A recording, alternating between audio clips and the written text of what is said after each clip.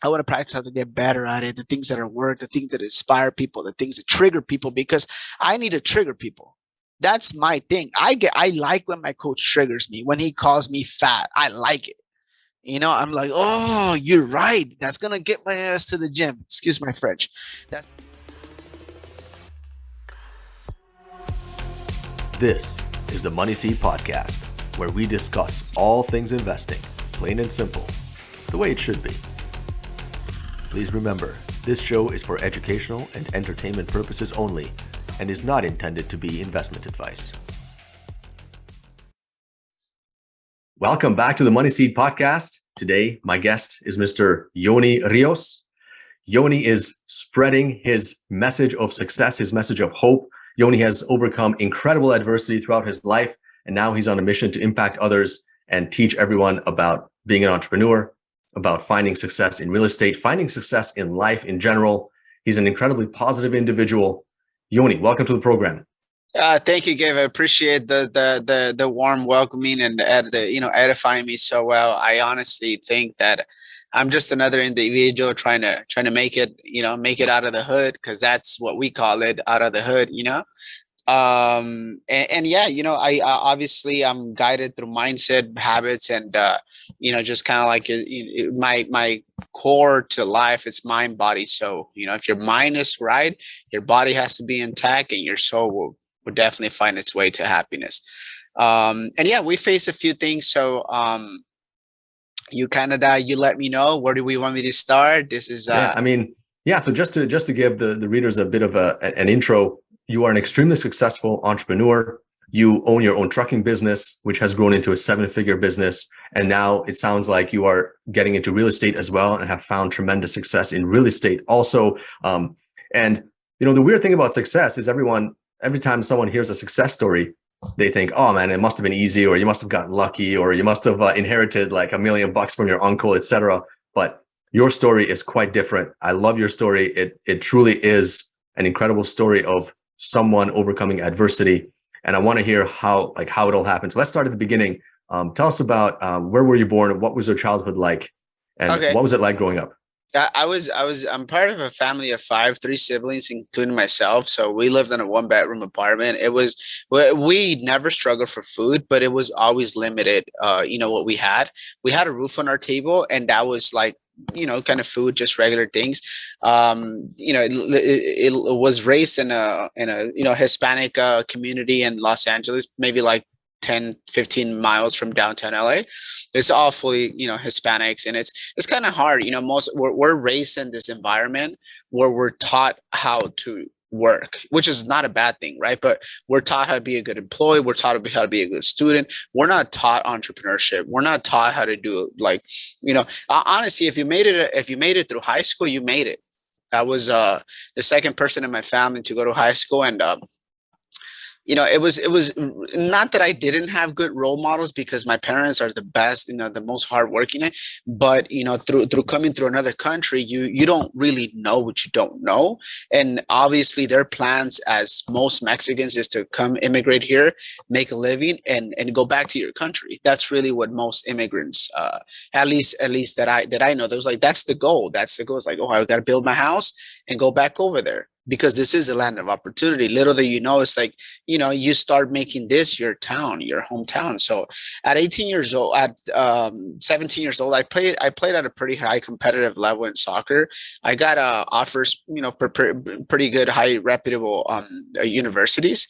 18 years old, I made a mistake, and I was driving under the influence, and I hit a lady, and it was a hit and run, and I got incarcerated. I did a little bit of time. I did about 600 hours of Caltrans, which we cleaned the freeways and stuff. I did 5 years formal probation. And that was really the saddest time of my life. I get emotional, because soccer was my passion. I did everything in my life from 8, 9 years old to be a professional soccer player. and I had to serve time, and I had a felony. So as soon as I kind of dealt with that, I wanted to go back to school because I went to Mexico to pursue my soccer career. And as soon as I was out with that, I tried to go back to college because I gotta, I have a career, have a full ride on reputable schools. But because I had a felony, obviously I was denied. I went on a little, I would say kind of like in a rabbit hole with wrong relationships of partying, consuming stuff that you probably shouldn't, terrible relationships, and I got a little bit more trouble. But then something changed. I get everything comes to you as perspective, however you want to see it. I became a dad, a father at 20 years old. My life changed there. That was really what changed. And I don't advise anybody to be a parent, but for sure it will man you up. I really don't. Like, obviously I missed through a lot of the things that I should have enjoyed as a young adult. But that man me up. And I get asked a lot, what was that change? So I must have been 20, 21 years old, close to there. Those big boxes of diapers that you go, usually get a better deal if you buy the box.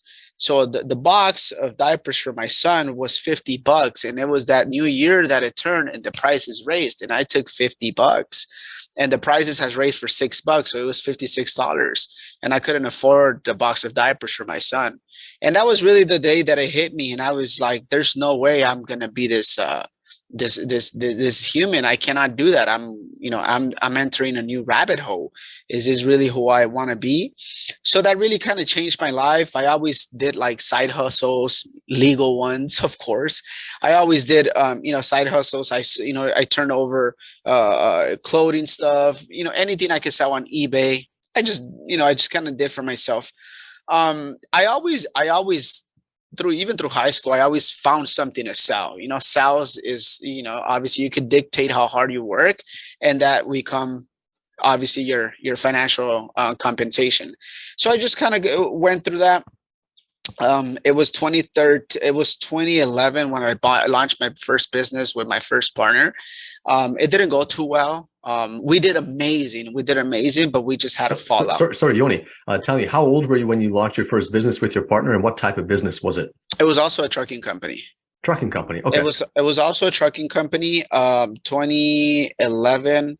That puts me at what's that? The 22. Wow. Okay. Yeah. And so maybe just because I love entrepreneur stories, right? And so maybe talk to us, like, what kind of startup capital did you need? Did you guys lease the trucks, own the trucks?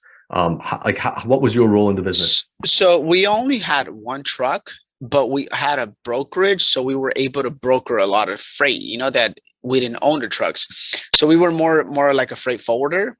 It didn't take much. It was silly. He was my best friend at the time. We both worked for a company, and we decided to do our own thing, right? We had such massive success for like a year and a half.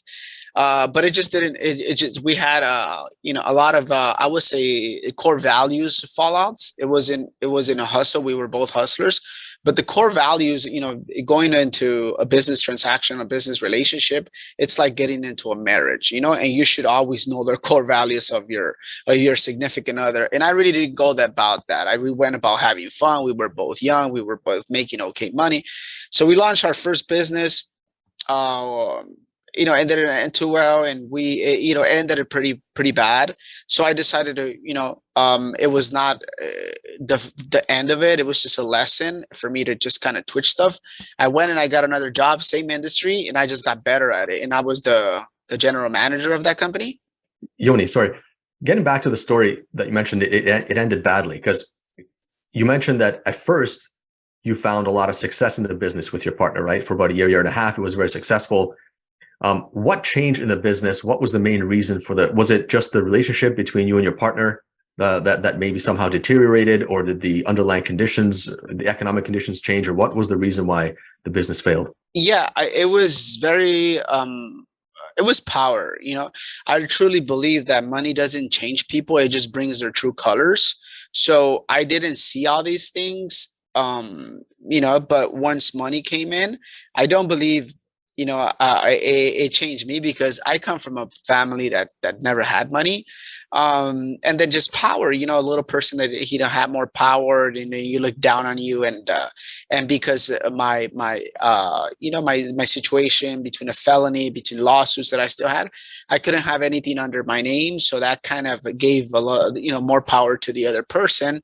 So that just didn't end too well. It just ended up, I went to work, and everything was confiscated, and the police was there that I couldn't arrive to work. So it was not good, but it was just a lesson. And again, I truly believe whatever doesn't break you makes you stronger.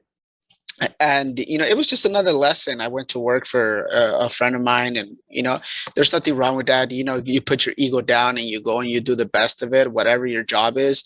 I feel, and I see a lot in certain people, that they just go for a paycheck. But no, I really truly believe that the way you do anything is the way you do everything. So if you go to your regular job and you pour your heart to it, dude, not only that, there's nothing that doesn't go unforeseen and recognized. Like, sooner than later it will, but that's the way you're gonna translate that to your family, translate that to your health, translate that to everything, because you're just so used to doing everything just at a level 10. We don't half-ass anything. We just don't do that. It's not in our DNA.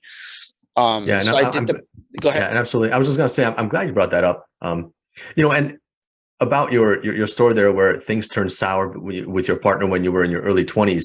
That is quite a common story that I hear from a lot of entrepreneurs, right? Is when you have a friend and you start a business with them and you're in your early 20s, a lot of people in their early 20s, they're still not fully mature, right? You don't have the conflict resolution skills.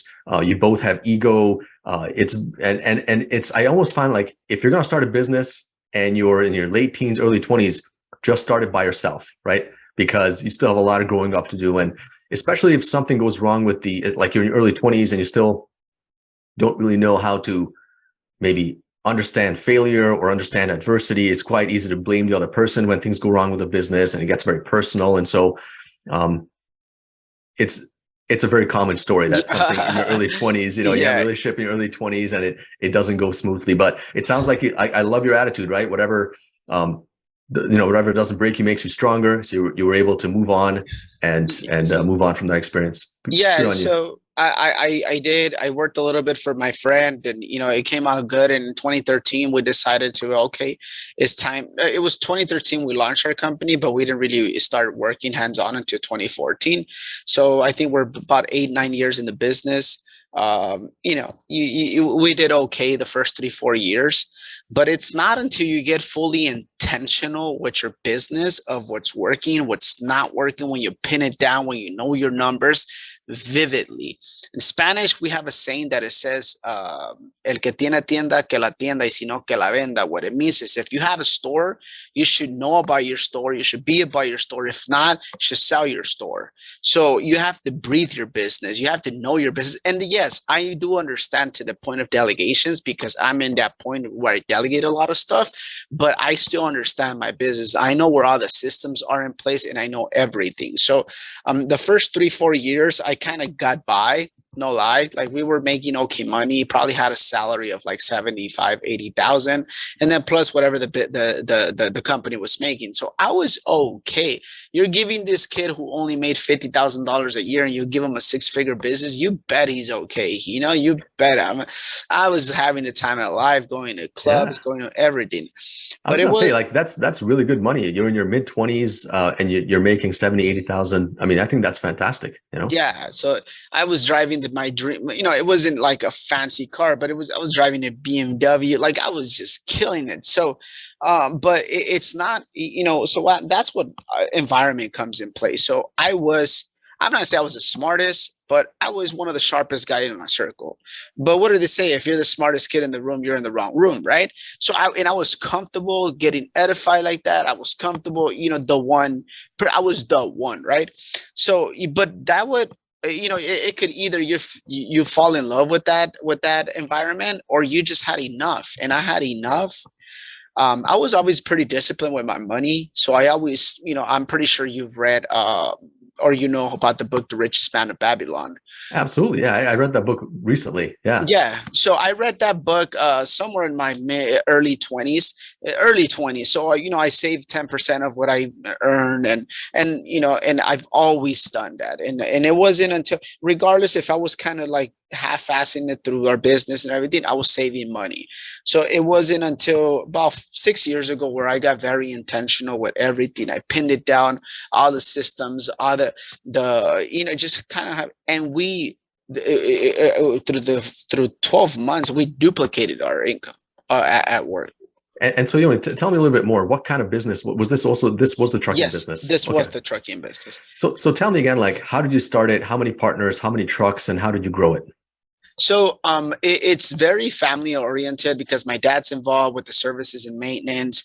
I have my cousin, I have one of my childhood friends, and we launched this business. And my brother came down the road to help us out, and we've grown it through just kind of like family oriented.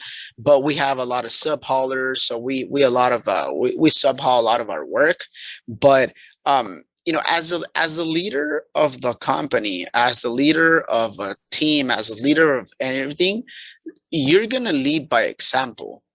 And there was a point, and it's embarrassing, but we used to drink a couple of beers at work, and you should never do that. Not even a glass of wine, never. Your job is like a temple. This is where everything happens. There should be no illegal substance. There should be no alcohol. Not even, I don't care if you guys are going to cheers, celebrate something, go to a bar, get it out of there. But this is your temple. So when I eliminated all that, when I was the first one arriving to work, when I was, lead by example, everything started to change. I really believe in the concept, the be, do, have concept. So my philosophy analogy to that is, at the time I was cracking the 6-figure mark, right? But I wanted to crack maybe the 7-figure mark, but I don't think I could see. I don't think I could see that past that 7-figure mark. So I was probably aiming for 250,000 to 400,000. That was Yoni, my goal. Are you talking about like this is business revenue or this is your personal income? Net income. Wow, amazing. Okay. Net income. So that was my goal, right? So I picked up really good habits, such habits. I really believe like inspiration, motivation, all that is temporary. It's just habits. It's the only thing that can take you there. So I started journaling. I'm very I wouldn't say obsessed, but the person who has had the most influence in my life has been Kobe Bryant. I read about him, all his interviews. I seen him. I read his books. He's been my favorite athlete, and I'm a footballer. I'm a soccer. I like soccer, but his mindset was just another level. I started working out at 4 a.m. I started journaling every day. I've been journaling for like 6-7 years, every day, and it's a gratitude journal. And it all starts, like, I go back to the habits. The level of your habits will determine the level of your success. I started going to run at 4 a.m. I work out. Today I went to run at 4 a.m, did 3 miles, right? So I pick up these habits: prayer, meditation, journaling, affirmations, and read a good book. I'm really into Stoic philosophy right now.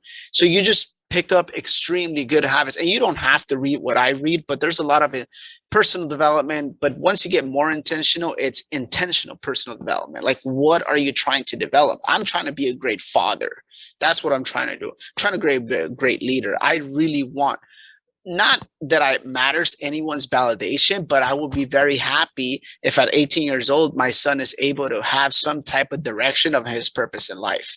That just really, it shows me what the level of parent and I was by leading by example. And Yoni, I got to ask this question. How did you come across all these resources? Like, did you have a mentor? For example, you mentioned like Richest Man in Babylon. How did you hear about the book? Kobe Bryant's daily habits. How did you learn about that? How did you get into journaling? It sounds like someone must have been mentoring you, or you must have had some outside influences. So the Richest Man of Babylon, the guy that I went to work for after I had the fallout, he recommended me that book. He was I always looked up to him. To this day, I still respect him a lot. But he told me, oh, that's a great book to read. He's such a good guy. He's such a good guy. But sometimes we get trapped in certain habits, and I just stay so disciplined. I became high on my habits. I'm like, dude, not every book, but most of the very successful books. The book that really changed my life forever is Outwitting the Devil by Napoleon Hill. Oh my God, that one really staggered my brain. It was just so amazing, because a lot of the things, it validates the things that you're doing correctly, and also it gives you a slap across the face. You're like, dude, I shouldn't be doing that, right? So to that book, I picked up the best things. There's three sources of energy that we as men need to control, and we fail to. The first one is what we put in our body, which it could be alcoholic beverage or drugs or food, because food is also a drug, right? Especially nowadays. Well, I mean, we get into another subject, but it's processed foods and so on, right? So the first thing is, what do we take in our body? The second thing is our sex drive. If we pour that sex drive into our goals, it's game changer. But no, we get so driven, so triggered easily by whoever we're attracted to. That's two. And the three is to respond without thinking. And it's our ego speaking, because we're not, if you ask me a question, there's nothing wrong with me taking 2, 3, 5 seconds to process the question and then answer it. But we want to be right as humans, because of our ego doesn't let us be wrong. But the level the moment you're able to control these three things, it's game over. You're in control. I love it. What was the name of that book again? I haven't heard of that book. Outwitting the Devil by Napoleon Hill, the guy that wrote Think and Grow Rich. That's right. Yeah, the name rings a bell. He's got a couple of those finance books. So I haven't heard of this one. I'm definitely going to put it in the show notes along with the other ones. You mentioned Stoicism. How did you get into Stoic philosophy? Did you get into what is that book called? Meditations by Marcus Aurelius? Or yes, I did. Who recommended that one? How did you get involved with that? So you asked if I had any mentors, and through my journey, I always kind of like I knew who Robert Kiyosaki was, and then, so you kind of get curious on Facebook, and I went to an event here and an event here, and life just guided me through certain directions. But because I was really open and welcoming to getting better, and like I said, I was just high on success, high on positivity. I was like, dude, this book made me feel good. Like, I want more of this. I want more of this. So I started getting addicted to these habits, to this outcome. And that's really the secret to me. I got addicted to the results of who I was becoming through practicing these habits. So I came across the book, The Obstacle is the Way by Ryan Holiday. Which is my favorite current author right now, Ryan Holiday. Obstacles are the way, the ego is the enemy, and there's another one that he read, and he put me on game with the Stoic philosophy. So I read Robert Greene's, I read his books that are very oriented towards Stoic philosophy. So that's kind of what I read. That's been my guide. And then today, I've been reading books since I was 18 years old. That's the first time someone handed me the Rich Dad Poor Dad. And I've been reading, and I just gotten so addicted. And yeah, I had fallouts, but now I haven't consumed alcohol in a year and a month.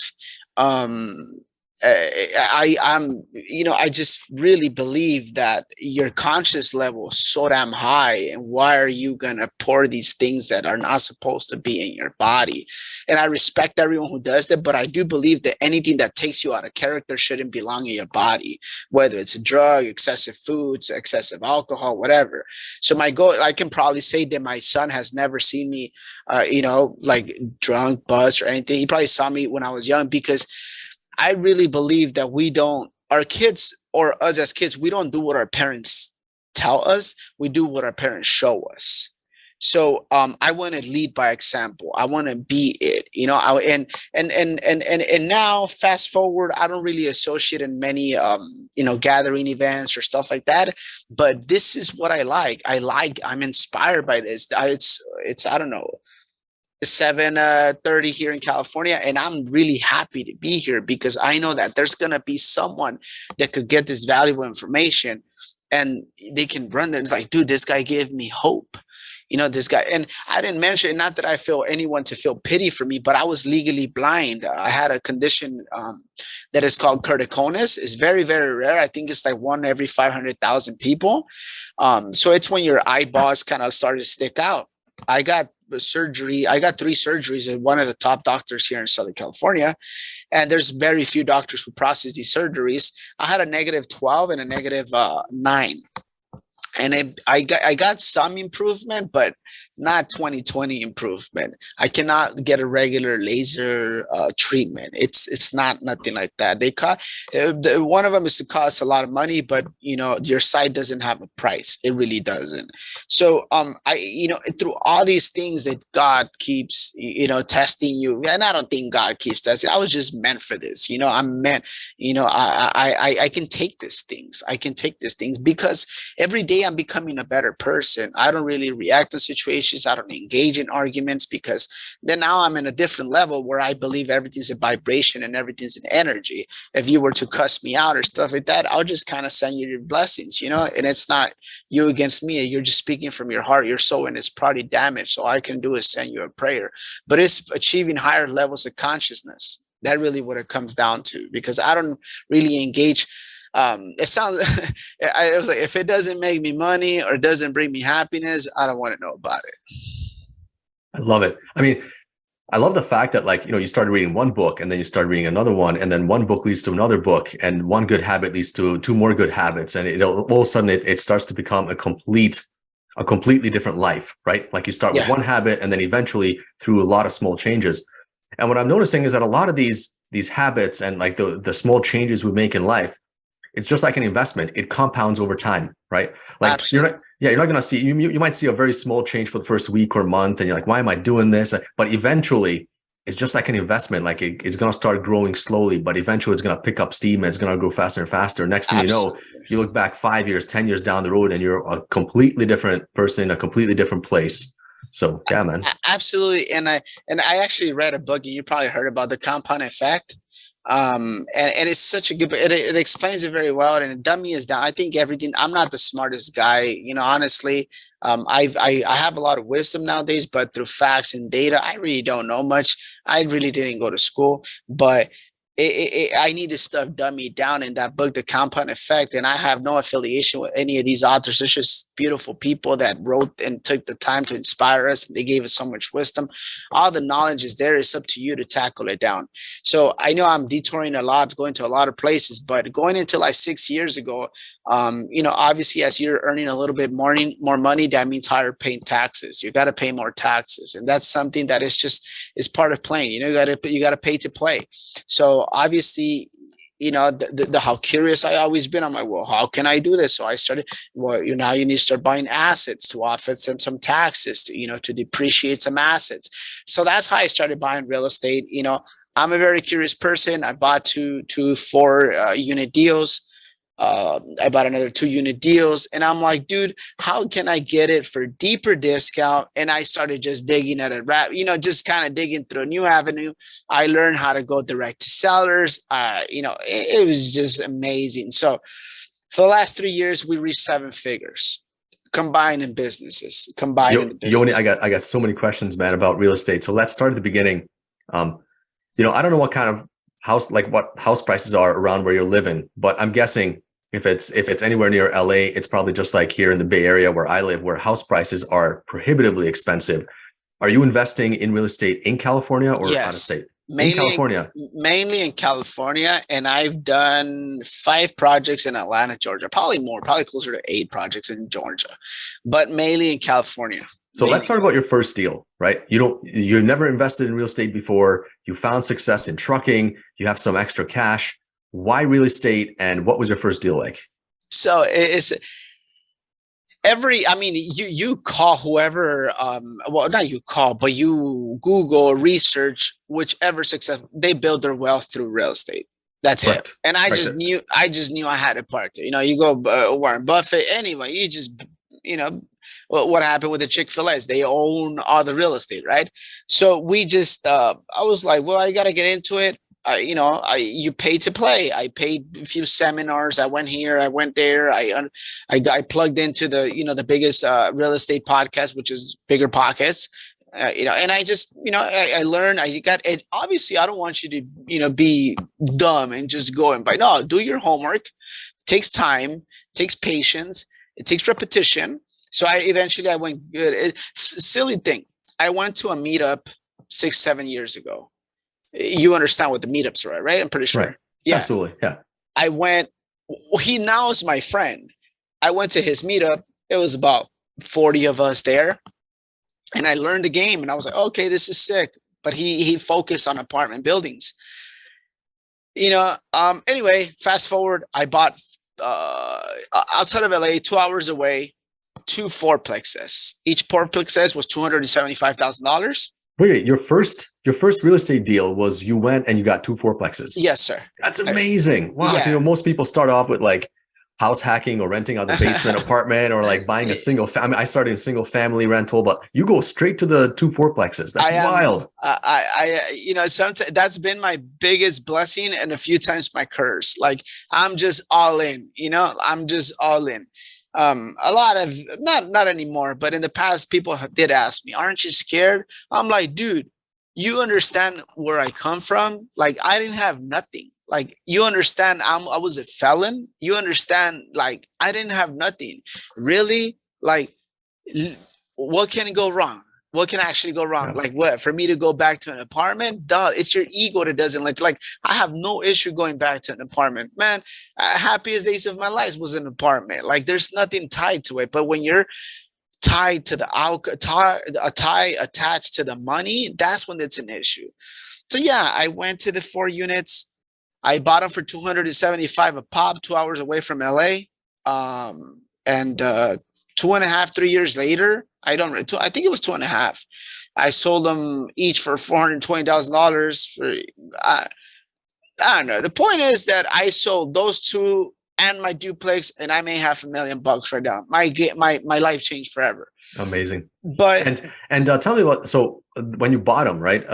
Did you finance them? Like, yes. If you have your own business, was the bank willing to work with you on the income financing side? Did they take the rental income into consideration? How did you make the financing work? Yes. So the financing, similar. It was a conventional loan. I went in with I believe it was a 15% down payment, so I had a decent income, and yeah, just a regular loan, 15%, 10 or 15% down. I know it wasn't 20, but for each unit, I think one of them I dropped 65,000, the other one like 75,000 as a down payment.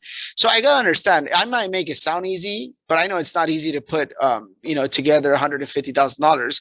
But it is when you have the right discipline, when you have the right intention, when you're, I go back to the richest man in Babylon. I religiously save 20, 25% of my income, probably even more. Religiously. I don't care if it rains, it's shocked. I don't care. That's my number one thing. And that's how I'm able to consistently buy 5, 10 properties a year. Last year, we bought like 15. The one before, we bought like 20. And yeah, some we're keeping, some we're reselling. But it just, because you got to build your core. My core is my business. And then I'm able to park. And then I started getting into flipping houses, wholesaling houses. Now I'm developing apartment buildings here in Southern California and, in prime Los Angeles. But it probably sounds easy, but it is simple. It's not easy. It's simple. Stay religiously committed to your goals like that. That's it. If you really want it bad enough, you're not going to go every weekend to spend on booze and bars and stuff like that. If you really want it bad enough. If you don't, you kind of want it. I hate to break it down to people, but you can't have a lot of people like, oh, you don't have to sacrifice. No, I'll tell you, you do have to sacrifice. You can't eat pizza every day and have a 6-pack. You can't want to you can't want to have a wife and you can have all these like baddies around. No, you lose something, but you gain something better. It's it's like water and oil. They just don't go with each other. It's that simple. You can't. A lot of people say, oh, you don't have a life. What makes you say I don't have a life? This is I breathe this. I'm inspired by this. Anyway. So the first guy I went with the meetup, December last year or November, one of those 2 months. Now I do the meetups. Myself and two of my business partners and great friends. We do the meetups. We had meetups up to like 500 people. and not that I, like I said, not that I look for anyone's validation. It was the meetups that got me inspired. They kind of gave me, that led me the way into investing in real estate. So my goal was to just give back as a way to serve my community, right? To give back. We had tremendous amount of like feedback, crazy people have asked me to speaking engagements because of the story. So that's the reason why I'm here, because I want to, I do believe, at first I was like in high school, I was like the most popular kid in school. Actually, in the yearbook, I come out as most popular. So I was a pretty popular kid. After so much sort of like popularity, I became an introvert like in 2021 because I was a little bit of ashamed of the things that I had done. So, but through my introvert journey, I had, gotten some type of success. So now that I always hire, also for the last 6 years, or 7 years, I hire a coach every year. So I have a business coach or a personal development coach. I pay money for people to coach me. I pay people who have what I want, whether it's financials, peace of minds, the body, whatever. I pay that and I get coached by them. So now I am committed to sharing my story, because I actually was a little ashamed of my story, but the more I did it and I spoke about it, the greater the feedback it was. And it's like, dude, you can't keep the story. So my new coach, he advised me, he said, how selfish are you that you don't want to give this information to the rest of the people? So that just really got me triggered. He triggered me. He did. And that's why I'm every day now. I have about 15 kids, and when I say kids, I just say young entrepreneurs, young people trying to get it. 15 kids that I'm coaching, and I'm looking to coach more through this journey. But it's a journey that I know that if you do what I'm telling you, not that you have to do it identically as me, you have to just twitch it your own style. There's no way in hell that you won't succeed. And for me, I define success at the level of your happiness and the way you sleep, the level of your smile and how comfortable you sleep. And it just like Ben Affleck says, year to year, baby, year to year, that's the smile. And so that's how I define success, when you're truly pursuing the things. And if you do the things that even if you weren't getting the compensation, you would do it. That's how I define success. A lot of the times I always say, I don't care if you're a teacher, but if 9 out of 10 days you go teach and you pour your soul into it, and when you come home, you're so tired, fatigued, that you go to sleep. I wake up fairly early today. Like I said, I was supposed to go to the gym at 3:30. I overslept, but I went to run at 4 in the morning. So I did run. And a lot of people ask me, how do you go to bed so early? How do you do? And I was like, it's so simple. It's not easy. It's so simple. You got to get a good workout. You got to pour your heart into your job. You got to pour your heart into your family, your kids, whatever, whoever. I live alone, but my son's with me half of the time. So whenever we're together, we're just together, So by 8, 9 o'clock, bro, there's no more energy. Like, what energy? I clocked in 3 miles today. There's no way. So it's just a matter of decision, choice, and choices. What are you choosing to do? Absolutely. You kind of already alluded to it, but walk us through your typical daily routine. So you start around 4 o'clock and you go for a run. Yeah. So I would say like 5 to 6 times out of the week, it's, prayer, right? I believe there's a higher power, regardless of anyone's religious and practices. I believe there's a higher power. So I get my prayer. I get my meditation. I religiously write my journal down. Like I said, 7, 8 years, probably missed 10 days, Monday through Sunday. Probably missed 10 days. I don't think I hit the 10-day mark, but every day, and it's super simple. It's just 10 things you're grateful for, 3 things that made you happy in the last 24 hours, because that's really gonna. So when the reason why we have nightmares is because very likely you had one of the last thoughts in process, which was a negative thought. That's why you have a nightmare. But if you program your mind to start with a positive thought of the things that made you happy in the last 24 hours, you start your day in a positive way. And then on the other side, I write 25 times. So whatever financial goal you have ever made, for financial number you have ever hit. So if you hit 100,000 a year, you're gonna start manifesting. I earn 300,000. So you multiply it times three. I earn $300,000 a year or more, and you write it as present tense, not as a wish.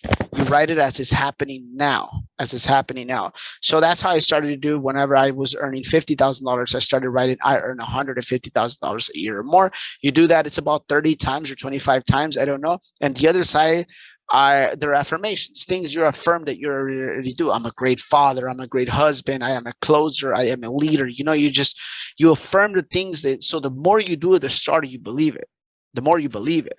So I do these things every single day. I share it with a few people in my circle, and I'm starting to share it with my students now to see, because I'm all about it. I just don't talk about it. I'm all about it. I'm like, dude, you're going to get my journal every day before 6 in the morning. It's just the way I live. It's just the way I am.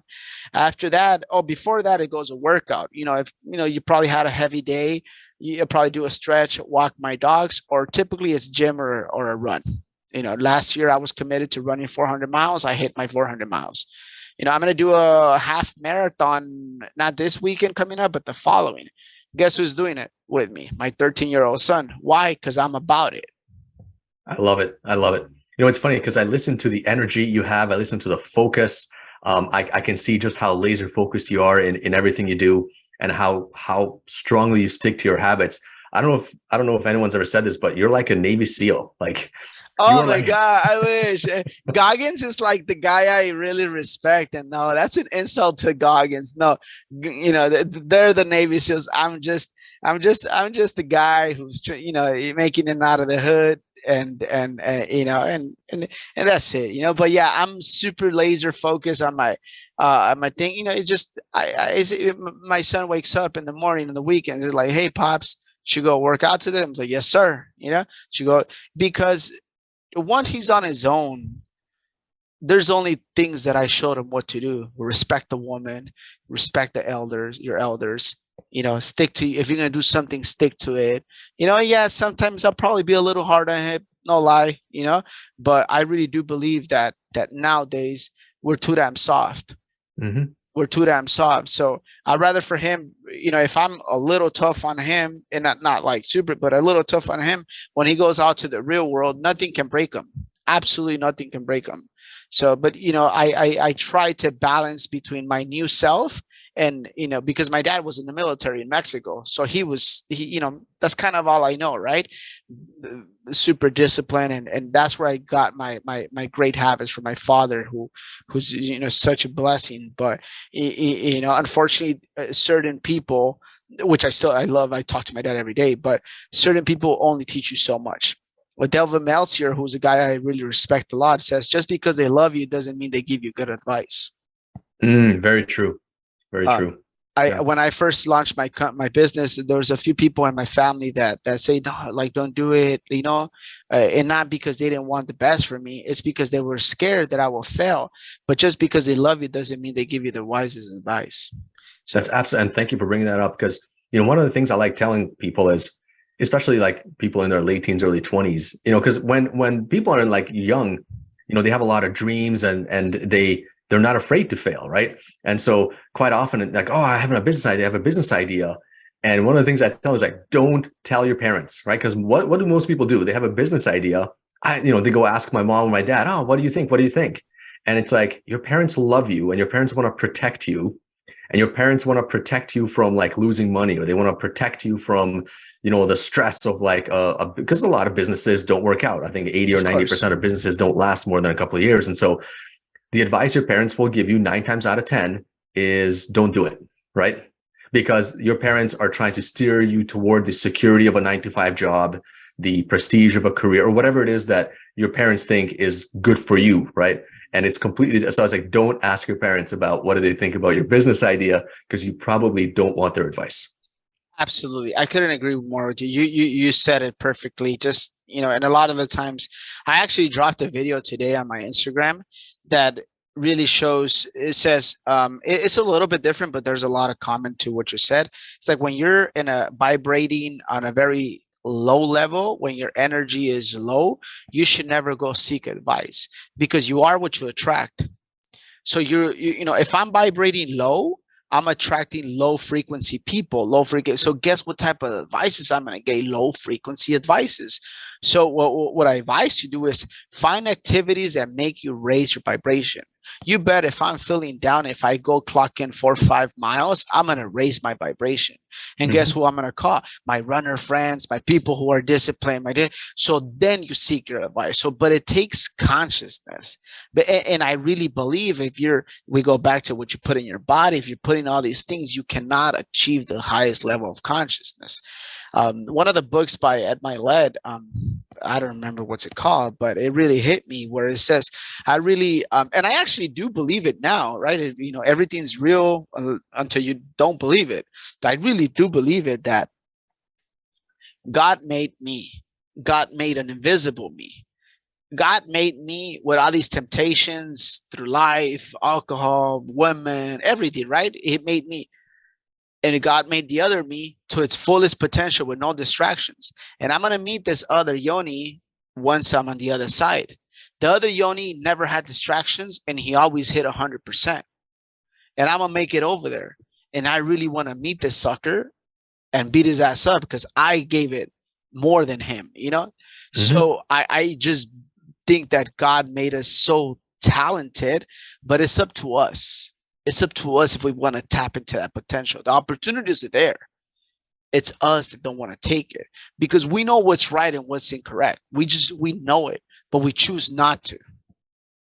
Yeah. And I love what you said a few minutes back where you said it's simple, but it's not easy, right? And sometimes the simplest solutions are the hardest ones.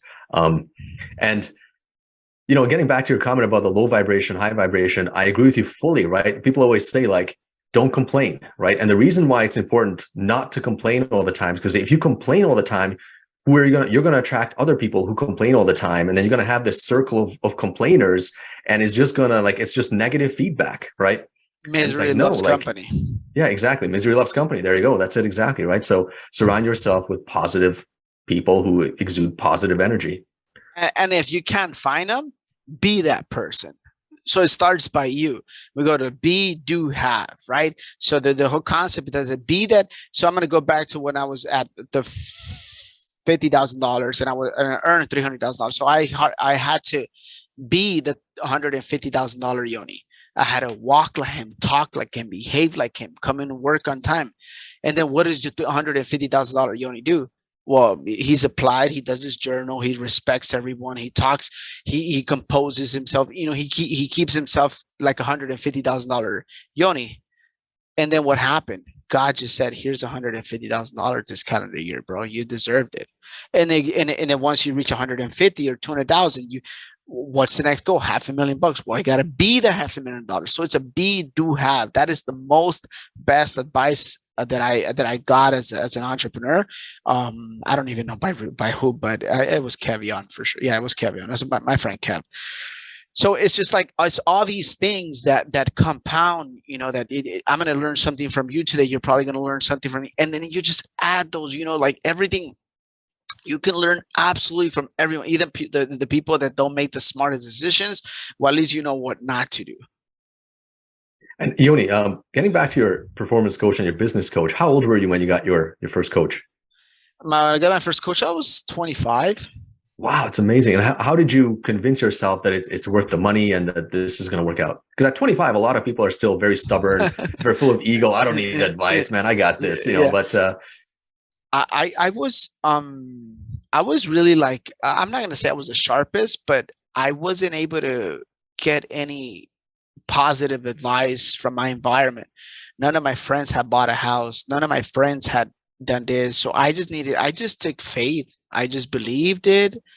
And I just went on with it. Honestly, I just went on with it. It was my gut feeling.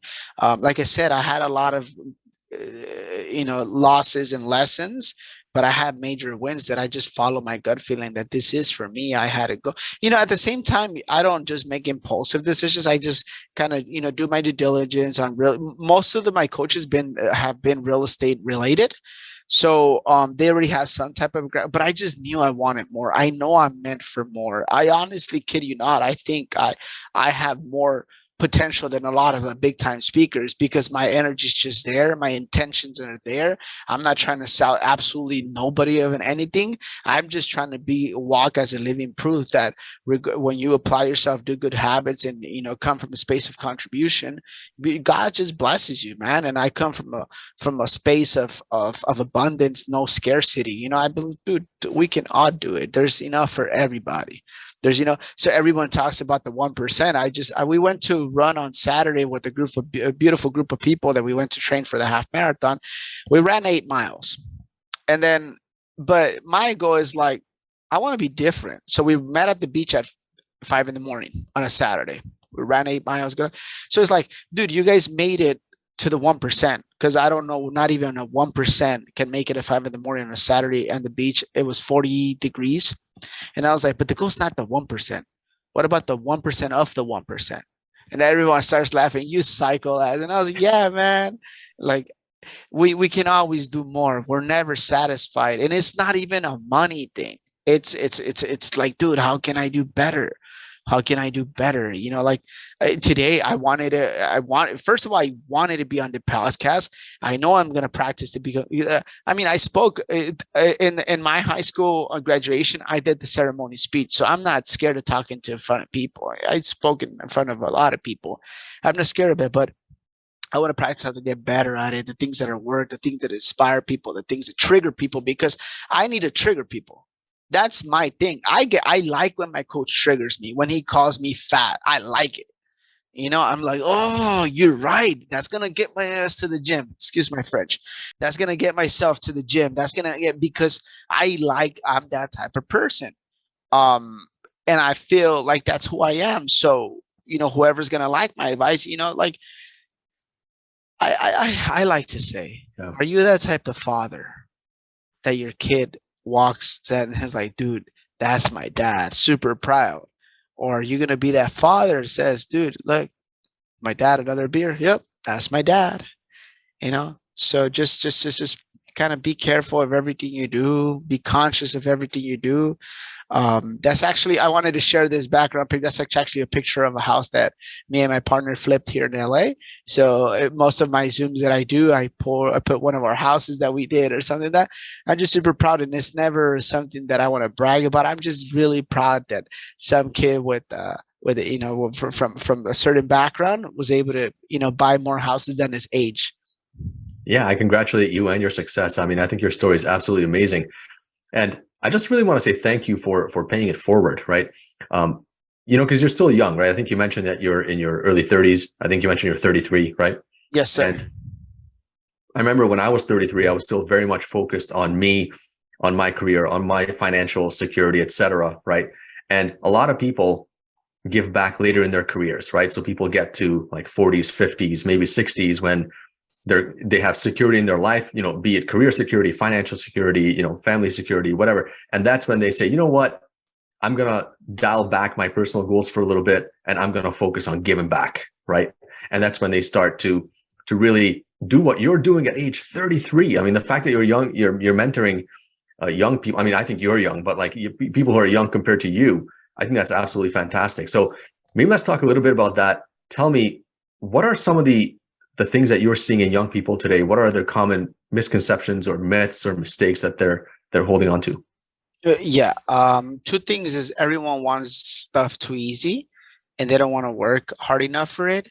So I think that I believe that, you just need to apply yourself and do better habits. And if you're able to do that, you're able to do anything. So not a lot. The thing that right now we get misguided by a lot of celebrities, by cars, by Instagram. I think Instagram is one of the most powerful tools because I've created great relationships there, but the people get it for the wrong reasons and they get impressed easily. So a lot of we're not coachable. A lot of us nowadays, we're not coachable. We're not humble enough to understand and to put our ego down and say, I've coached guys older than me and they have no ego, and a lot of younger guys, they kind of do. So I think that's what's struggling. At least for me, I was always just super, you're the teacher, I remain silent until the teacher finishes, I ask my questions. Now the younger generation, their ego gets a lot of the way, and I think a lot has to do because of what do you say? Spanish is my first language, so I get stuck sometimes. That they're privileged. Like Yes. Yeah. we can't touch them. We can't even like give them a little like pow pow when they're small. They're too damn privileged nowadays. We can't. Now they have a phone at 10 years old. For God's sake. Yeah, and I think one of the strange things that I see on my kids, I have two daughters, one is 15 and one is 9, is I think society in general and the education system, we are raising kids to be offended when they get criticized. Yes. And earlier, like just a few minutes ago, right, you said like when someone criticizes you, you take that as a source of strength, as a source of encouragement, whereas Yes. I think a lot of kids just throw up their hands and say, my feelings are hurt, I'm insulted, apologize. And so we get into this situation where the safest place to be is one where we never ever criticize kids. And I think that's horrible. I think we're doing them a great disservice. Yeah. Absolutely. Oh my God, I'm glad you tapped into that because I don't believe in participation trophies. I dislike that so much. It's either first, second, or third. And if you're not first, you're last. People only remember champions. They don't remember third, fourth, fifth. But I get it. There's a podium, first, second, and third place. I give it up to you go to the Olympics, But for one time, I was really upset. My son went to school, and most of the kids got a participation trophy. I was like, "What the hell is a participation trophy? There's not such thing like this." So, I think that is terrible. Where I really believe we're doing a disservice. Self-esteem is created in a human the first 11 years of their life. That's a self-esteem.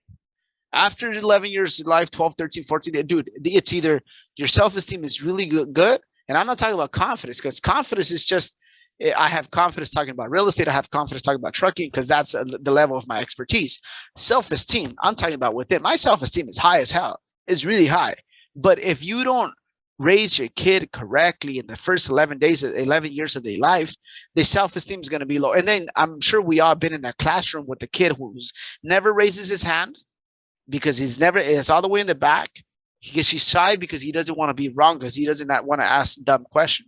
The only dumb question is the question you don't ask. That's the only dumb one. I actually coached kids for 6 years, a traveling soccer team. I just let it go last year. But I engage with it. That's my way to give back. I'm very passionate about sports. So I coach a young team, and I seen them through 6 years of their life, and it's like those kids that I see them, obviously most of them went their different ways, and I see them, they have such high self-esteem. And I'm not saying it's me, it was their parents, and I just contributed a little bit out, but it's all about self-esteem. But what do you do when someone calls you fat? Are you going to get offended and melt? No, absolutely not. Well, I mean, two things. It's either you believe it that you are, or it's either you do something about it. That's it. Like, that's just what I believe. I could be wrong, but I'm not in doubt that if we create a stronger mindset, nothing can break you. We're unbreakable. Absolutely. And how would you, I mean, you coach some individuals who are younger, but what do you say to people who complain or pretend that or not pretend, but they say it's really hard, right? It's like, oh man, it's really hard to start a business. I got this going against me. I got that going against me. I can't do this because of that. So they got a list of excuses, or they think that it's just really hard to start out life these days. It's not as easy as it was in the past, or stuff like that. What would you say to somebody in their early 20s right now who believes that it's just the system is stacked against them? Well, I will let them know once. I'm like, Ada, when you're around me, we don't complain. Number one, we just don't complain. If you are going to complain, you best believe I'm going to walk out on you. I don't want to hear it. I don't want to hear it. You call mommy, call daddy, come there. I'm not here for that. I'm here if you have a problem, a real business problem. If you're, I don't know, stuff, someone cut you off, you got a ticket. Sorry, that's life, bro. I had to do time in jail. I had to watch the freeways for freaking 6 months of my life. I'm sorry. I got to deal with it. That's just life. That is life. If someone I obviously I don't say it the way I'm talking to you. I probably cuss a lot more when I'm with them. Um, but no, that's what it is. That's life. We have to deal with it. We have to face it. And it was like, dude, it's only gonna make you stronger. But then if you keep complaining about it, guess what you're, attracting? Negative vibrations, low vibrations. So you make a decision, but I'm not having it. I'm not with you. If you want, if you want to fire me as your coach, by all means, trust me. I don't need it. I don't want it. I had my third coaching session with the gentleman who wanted to buy his second investment in a house, guiding him through some, ways of how to do it. He's in escrow today to open it, to buy his house. So the things you're going to learn with people who have already done it, like myself, is that you're going to shorten the curve. I paid hundreds of thousands of dollars, maybe like 200,000 of coaches, seminars, and, but I will shorten the curve. If you don't have to hire me, I don't really care. I'm okay. If you hired any other coach, they're just going to shorten the curve for you. They're gonna, you're not gonna make as many mistakes as we did. So that's what you're gonna get with hiring a coach. So whatever, if there's a guy who has something that you want, that you have, first of all, find a way to make a relationship with them. Find a way. If you cannot find a way how to get in touch with this guy, well, dude, I cannot help you. You got to get creative. You got to find out, oh, shoot, they're working this project. Let me go find them there. You got to be relentless. You got to be relentless. You can't take no for an answer. I'm sure we all know Grant Cardone, the way he talks about how he got with his wife, he got rejected so many times, but he was relentless. It translates to business, to life, everything. You just got to be relentless. Les Brown says, I'm not living till I win. The guy, one of the guys that most inspired me in my life, Les Brown. So you just have to be in a better environment, better habits, better decision making, raising your vibration, and raising your conscious level, because that's how you're able to tell. It's crazy how I feel today, that I feel like I know where everything is moving. Like I'm programmed a certain way, and I love it. Absolutely, I'm just super obsessed with everything. And the way I would phrase it is, I can see just from watching you talk that you are in control of your own life. Yes. Yeah. I that's one of the things I want to be in control. And that's a beautiful place to be. Yeah. So, if it's not making, like I said, if it's not making us an income, it's costing us peace of mind. So to me, that's where I want to be. Peace of mind. I get myself uncomfortable. I get myself out of bed every day. So right now I have a thing that I bought, an Aura ring, to, track my sleep. So every day I'm finding, not every day, obviously, I find a good habit. I stick to it 21 days. Either I apply it, you know what, it's good. I just didn't like it, but I stick to it 21 days, 30 days, and whatever. And I'm always looking to get better from from the food that we eat, from the water that we drink, from just everything. I'm just trying to achieve higher levels of consciousness. And, my goal is to generally be a full-time coach. That's really, I see myself. So right now, what I'm doing, I'm focusing on creating my portfolio for my passive income. We're not making much. I'm only about 8,000 a month right now. So my current goal in passive is to get to 25,000. That's my goal. Once I'm able to get to 25,000, obviously it's going to be to 50,000. Once I get to 50,000, I could do full-time coaching, and from business coaching, mindset coaching, as well as sports coaching. So I want to transition into that. No, I'm going to transition into that. I'm going to do it. I'm going to do it. If ironic thing, but 5 years ago, I wrote in a yellow sticky note, such like this. And I just found it about 2-3 weeks ago, that it says, I'm going to be a financial coach. And I'm like, holy shit, like, this is crazy. The power of things, of writing things down, manifesting them, and putting ink on it.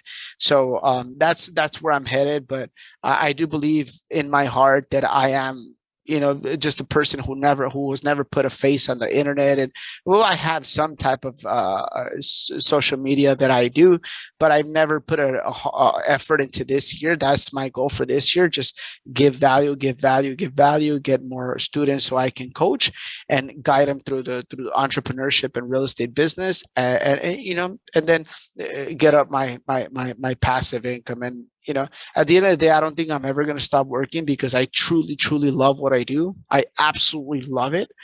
But I want to have the choice to work or not work.